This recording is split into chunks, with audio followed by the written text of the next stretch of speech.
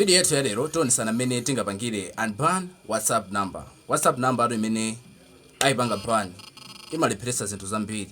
Ena nodo mapanga ma business pa WhatsApp, enaso kungocheza ndi anthu na achibale otani komano izi zikachitika kuti number lanu aibana. Zimakhala zinthu zosayenda. Ndiye video yetu ya lero tionesana mmene tingapangire unban WhatsApp number. Ndeti ndi ma error atatu, ndeti yamba ndi error imodzi imene timati this account can no longer use WhatsApp due to spam. Tiyamba ndi imeneyi. Kena kuti zabweraso ndi inayo kusogoloku komanso ya you need official WhatsApp. Ndekuti osewa tiyapanga. Koma ya lero ndi imeneyi. Ndiye musaraya nthawi tatiye tiyambe. Watisana yambe tatiye timvekaye uthenga kuchokera kwa ma sponsors athu. Aichewa Clips akupitirizabe kupasirani maphunziro awo a photo editing, video editing, account boosting, online self defense komanso content creation. Ngati mukufuna kuti muphunzire nawo maphunziro amenewa kapena mukufuna kumva zambiri za maphunziro amenewa, mutha kuhala pa namba imene mukuiona pa screen. Ndiye WhatsApp wathu tikansegula azaonesa chonchi. Ndiye tizapanga click apalemba kuti agree and continue. Akachoka apa tizayikapo phone number yathu. Ndiye tizayika phone number imene aibanayo. Kena tizapanga next. Ndiye kama next azalembano kuti connecting. Akalemba connecting ndiye kuti azabweresano chi error chicha. Ndiye tizapangano apalemba kuti request a review. Isatibweresera apa. Ndiye tizapangapo paste message iyi. Ndiye ndikayipanga ku file manager apo ndili nayo kale. Ndiye ndipanga copy. Ndiyipanga copy apa. Ndiyangoyipangano paste apa. Ndiye message yekuti hi team, I have received the following. This account can no longer use WhatsApp due to spam.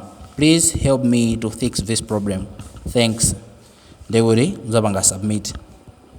Ndiye tikapanga submit zalemba kuti apa kuti your request has been submitted. Kusonza kuti request yathu yo tayitumiza. Ndipo nambala yathu yo izabwezeresedwa 24 hours isanathe. Ndiye naifa kuti makhala mwina ndi ulesi otaipa ngakhale message ija ndakupasani. Komano ena mufunano ka file kamene nakapanga copy message ija kuti kumuzango panga paste. Ndiye ndikuoneseni kuti mukapeza motani. Ndiye musegula Facebook wanu mungopanga search kuti KAMLANJE Tech apa ndi pa Facebook. Ndiye mpanga search mupita page yomwe ili pamwambayi muyipanga click. Then apa izabweresano pa details ipa pali link ailemba kuti t.me/kamlanjetech. Ndiye kuti ndiye ku Telegram. Ndiye kuti muzayipanga click imeneyi. Ndiye kuti mukayipanga click ikupanga direct ku Telegram channel. Ndiye muzapanga apalemba kuti view. Ndiye kuti izakupititsani kuku. Ndiye kuti apa muzangopanga download ka file akaka. Ndiye kuti muzakhala kuti ka file ka muli nako simazavutikano kupangano report kapena kuti kutumiza request kuti namba yanoyo ayipange unban. Ndiye osayiwalanso kupanga click apa pa join pa ndicho ninga chokuti tima reports ngati timeneti tizikupeza ndifuna ndizitiponya ku Telegram channel chimene chichi. Ndiye izizi kuti zisachitikeso tatiye ndikupase nino malamulo amene amafuna kuti ifeyo tiziyasatira kuti namba yathuyo asayibaneso. Ndicho ninga chokuti ngati mapanga tisiye kuti namba yathuyo ikhale safe. Chifukwa choyamba kugwiritsa ntchito ma WhatsApp amene si official. Ma WhatsApp official tili nawo ndi WhatsApp Messenger komanso WhatsApp Business. Komano ngati mukugwiritsa ntchito achina WhatsApp GB, yo WhatsApp komanso WhatsApp Plus ndena otero waja amene aja ndi ma unofficial. Iwo amadana nawo fo kuti umatha kuzipanga unblock weka mutha kupanga block yo kazichosako. Ndiye kuti block simakhalapo. Komanso umaona messages amene wina wapanga delete zomwe iwo samaziona kuti nzabwino. Chifukwa cha number 2 kutumiza zima messages zambirimbiri kwa anthu amene iwo sana kupanga ni save. Kungotumiza random. Ena atu amatha kutumiza kaya ndi zima advert kwa ma contacts amene iwo ainake sana save yayi. Ndiye iziziso zimapangisa kuti WhatsApp akupanga ban.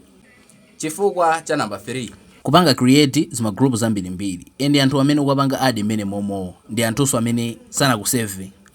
Iziso zizapangisa kuti namba lanu yaibane. Make sure kuti mukamapanga add anthu ma group muzikhala kuti anthuwo iwo anakusevani. Osati kungotenga kumango save veni noyo kumango apanga add.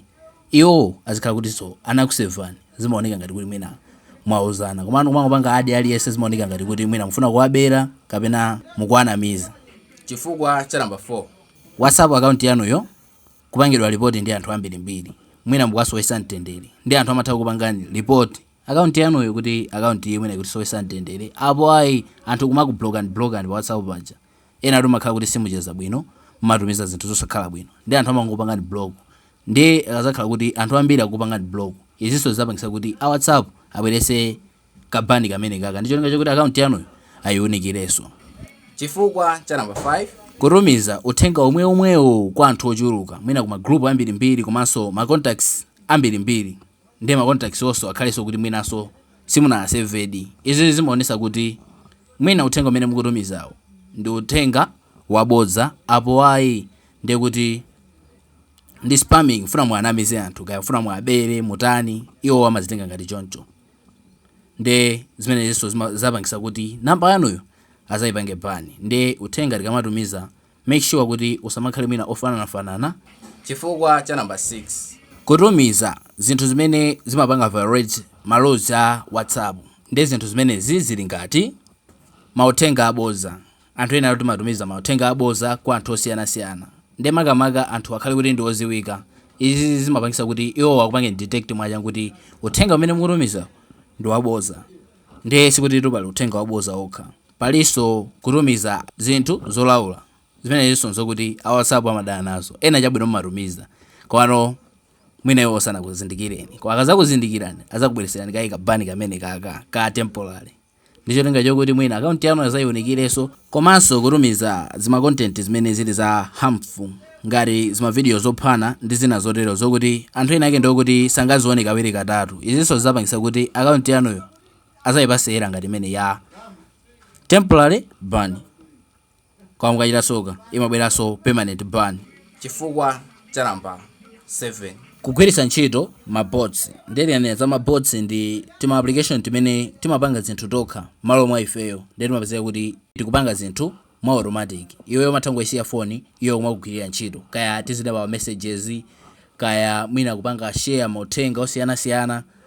Ndi zimene ziso zimapangisa kuti a WhatsApp akubaneni funa kuti amadana nazo. Ndi zifukwa zimene ndabwera nazo ndi zimenezi. Ngati timapanga chimodzi mwa icho ndi akaunti yathu ikumabanidwa, tichepese zinthu ngati zimenezi. Ndiye kumbukirani kuti si nthawi zonse zimene a WhatsApp angazakubaneni funa kuti mwaphwanya malamulo. Pena amatha kukhala kuti akukayikirani chabe, akupangirani izizi mwangozi. Ndi njira yakenso ndi yomweyo, okha ifo kuti amaona kuti munthu itampana chifukwa chani. Akaona kuti akubanani mwangozi samachedwa, ndi kuti akaunti yanuyo amayibwezeresa. Ndi video imene nakonza ndi imene tentonanenso ku video yotsatira. Ngati sinapange subscribe tipange, ndipo ngati tili ndi funso lililonse limene likuti sowesa mtendere tifunse popanga comment.